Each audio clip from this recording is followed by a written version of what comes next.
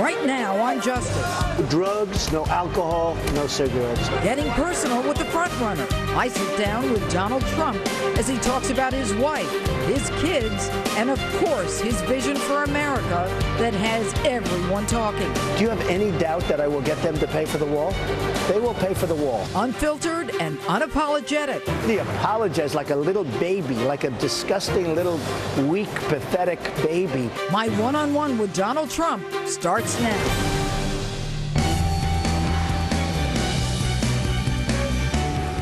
Hello and welcome to Justice. I'm Judge Jeanine Pirro. Thanks for being with us tonight.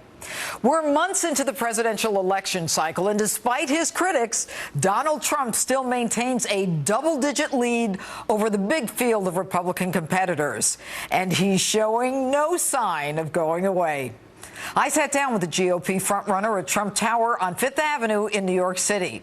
And in the interest of full disclosure, Donald and I have been friends for many years. He's even donated to some of my past campaigns. But this interview was about policy, although I did get him to open up about some aspects of his personal life that I think you're going to find very interesting. Donald, thanks so much for doing this. I want to start with that first question of the Fox debate, where you were pretty much put at odds with a Republican primary audience when they asked if you would run as a third-party candidate. But you had said that because you wanted leverage with the Republican National Committee if they didn't treat you well. Are they now treating you with respect? Well, you know, I'm number one in every poll. Florida just came in. I'm number one in Florida and Iowa, New Hampshire, and South Carolina, and every place. Texas just came in. I'm number one in Texas. And number one nationally in every poll. And honestly, they are treating me very nicely. They've been very nice. And I keep a door open because if I'm not treated fairly, I don't care about nice. I have to be treated fairly. If I'm not treated fairly, Jeanine, I maybe would do something, but it's certainly nothing I want to do. I want to run as a Republican. I want to win the nomination. I want to beat Hillary or whoever's going to be running. I'm not so sure it's going to be her. Right. But whoever it is, I want to win. All right, let's talk immigration. Now, you started a firestorm with the sanctuary city stuff and the illegals, and now you've got another firestorm with the birthright citizenship and the anchor babies. Now, the problem is going forward in 2016, we're going to have almost 20% more Latino voters, and, you know, you say that they love you. They do. The polls are coming out that they love me, and because I'm going to create jobs.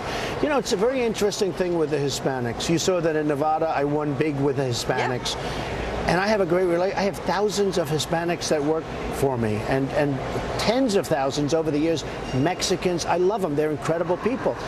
But, you know, so many of them agree with me because they've come into the country legally. It's taken them time, it's taken them effort, and they don't want illegals pouring into the country. It's no good for them either. Well, right, but 76% of the independents say that your plan to deport everybody who's here illegally is over the top. Will you change your strategy going forward once you're out of the primary to kind of satisfy that more Jeanine, you either have a country or you don't. You can't have everybody pouring into the country illegally. We don't know what we're doing at the border. We have a president that doesn't have a clue, and they're just pouring in. You know, we have incredible Border Patrol people. They can stop it immediately, but they're told not to. People are walking right in front of them and just walking into the country. You can't have it. So you either have a country or you don't have a country. We're going to build a wall. It's going to be a great wall. Mexico to pay Mexico's going to pay for it. How? Because they're making a fortune.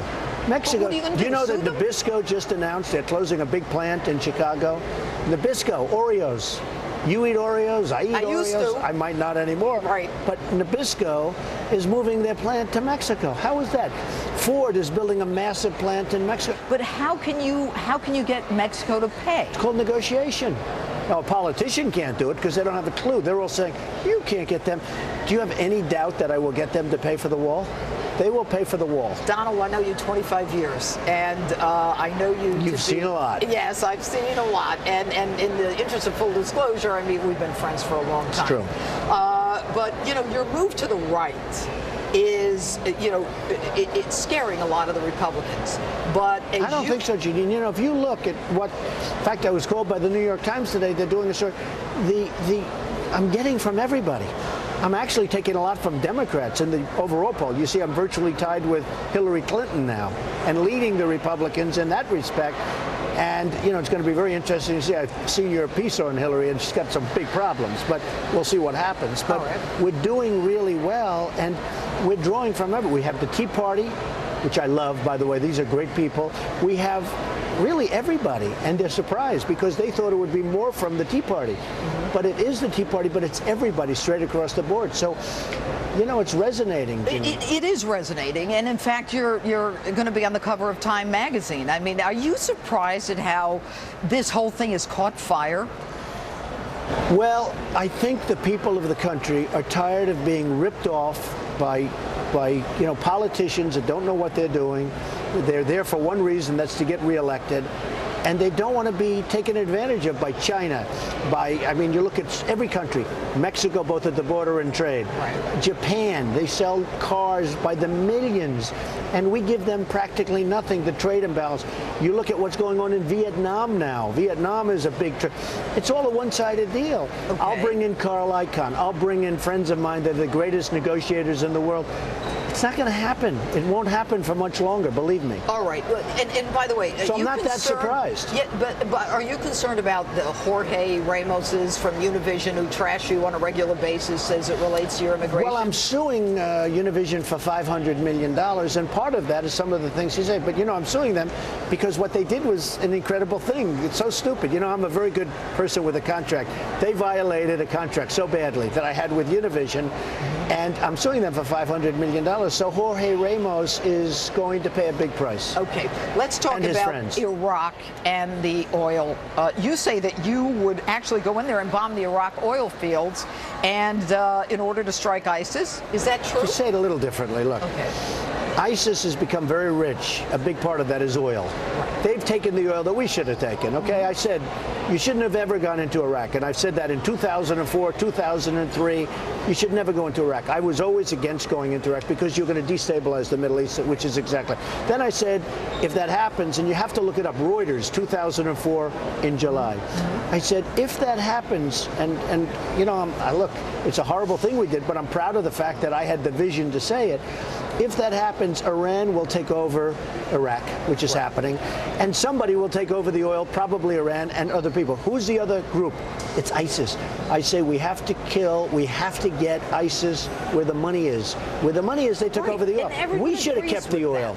But here's the problem. You've got the outgoing Joint Chiefs, Martin Dempsey, who says it's going to take 20 years. Don't you think he's got a sense of... Martin Dempsey is not exactly George Patton. Okay, Martin Dempsey is not exactly, let's say, General Douglas MacArthur.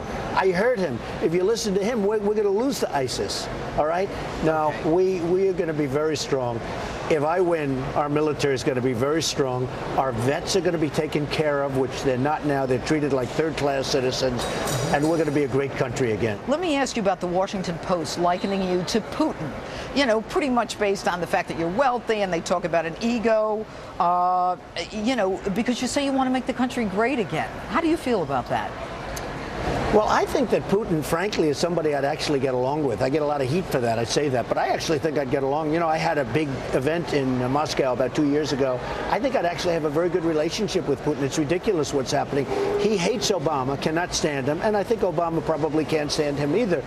But the relationships that we have all throughout the world, not only with Russia, but with everybody, is terrible. You know the amazing thing? China can't stand us, and yet they're making a fortune with us. Japan can't, and nobody likes us. And yet they're all taking advantage. We're like the big bully that loses all the time. Well, then the problem is we're really a paper tiger. But let's talk about the campaign. And you're new to politics, Donald, but the truth is that you are so on message.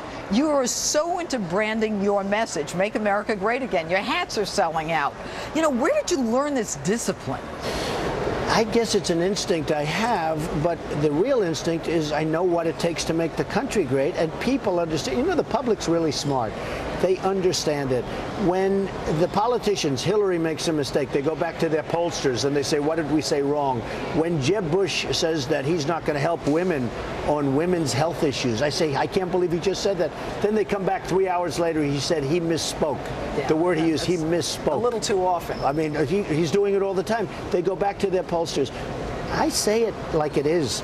And you know what? Sometimes I say it and I say, this isn't going to be good to say, and I know that, but I'm going to say it anyway because it's the truth. And I think people want to hear the truth. Well, clearly, and it's reflected in the numbers. But let's talk about the way that you're campaigning.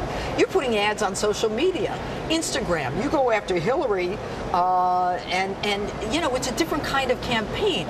Did you come up with that yourself? Well, I'm a very modern person, actually. You know, on Twitter, like, you know, I have millions and millions of people Pretty much more than everyone. At real Donald Trump, everybody. But I have millions of people, and the message gets across. It's incredible. Facebook, Twitter, Instagram. I have many millions of people, and it's a great way to communicate. Okay, but with one particular ad, you go after Hillary. Have you, in your mind, gotten past the primary mentally, and are you now focused on Hillary? No, not at all. I want to go one step at a time. Honestly, there's 17 people that are running as Republicans. Of the 17, there are 4 or 5 that could, you know, conceivably win, I would say. I think people will start dropping out pretty soon, and you look at some of them, and, you know, the thing that I was most complimented by, the ones that attacked me are the ones that are doing the worst, which is sort of interesting. They've all gone down the tubes, which tells you something. I mean, I'm very proud of that. What do you think of the American people? I love the American people. The American people are great, but they're not allowed to do what they want to do. And they're holding back this incredible energy, this incredible country. They're holding between regulations and truly stupid leadership in Washington. They're holding back this incredible pent-up energy. And when we release it, we will be great again. All right. I want to talk about Donald Trump, the father. Most people don't look at you as a dad, but the truth is that you have 3 adult children who are incredibly successful, and unlike most or many of the kids of celebrities, they don't have any run-ins with the law. We're not talking drugs or alcohol. They come to work every day. They come to Fox occasionally without an entourage, no drama.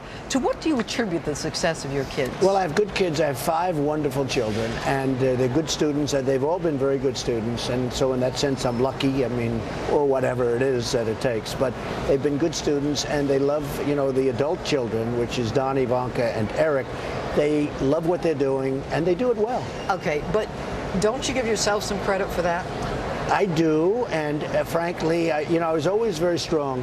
No drugs, no alcohol, no cigarettes. I right? remember. No drugs, no alcohol, no cigarettes. And I've seen it where kids get stuck. Friends of mine, successful guys, in some cases very successful, and they have children that are very smart, but they're stuck on drugs or something. And you know, there's one thing I could tell the kids is no drinking, of any consequence, but no drinking and no drugs. I always throw in cigarettes because if you can avoid the cigarette, that would be a great thing. But what about you? In the 25 years that I've known you, I've never known you to drink alcohol. I don't Why? drink. I just don't drink. I never had.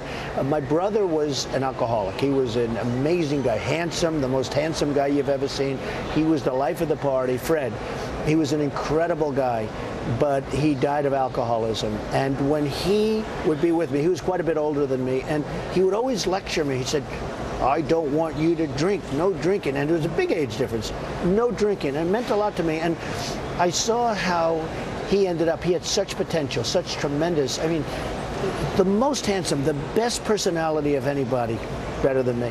But really, just a great guy. And alcohol destroyed him. And I've seen it destroy so many people. And I learned from him. He was a great example to me, and he worked hard on it. He would always tell me no drinking. He'd say no cigarettes too. He smoked and he drank. Who is your mentor? Who are your heroes? Well, more than anybody else, my father. He was a builder in Brooklyn and Queens, and he was a terrific negotiator, and I'd watch him, and he didn't teach me per se. He didn't say this is the way you do it.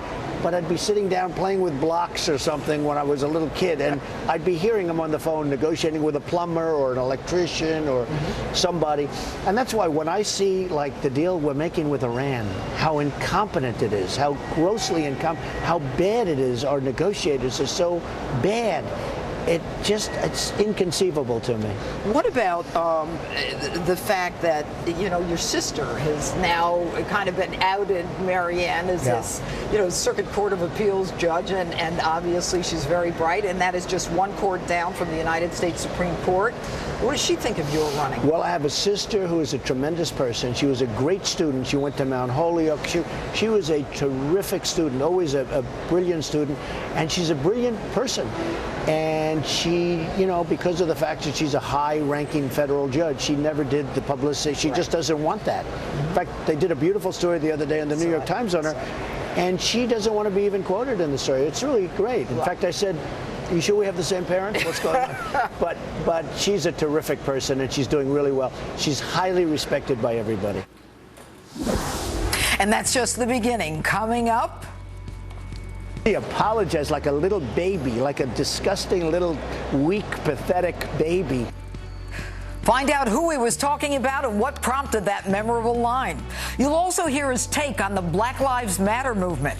And I get Trump to open up about the woman who could be First Lady, his wife Melania. Part 2 of my interview is next.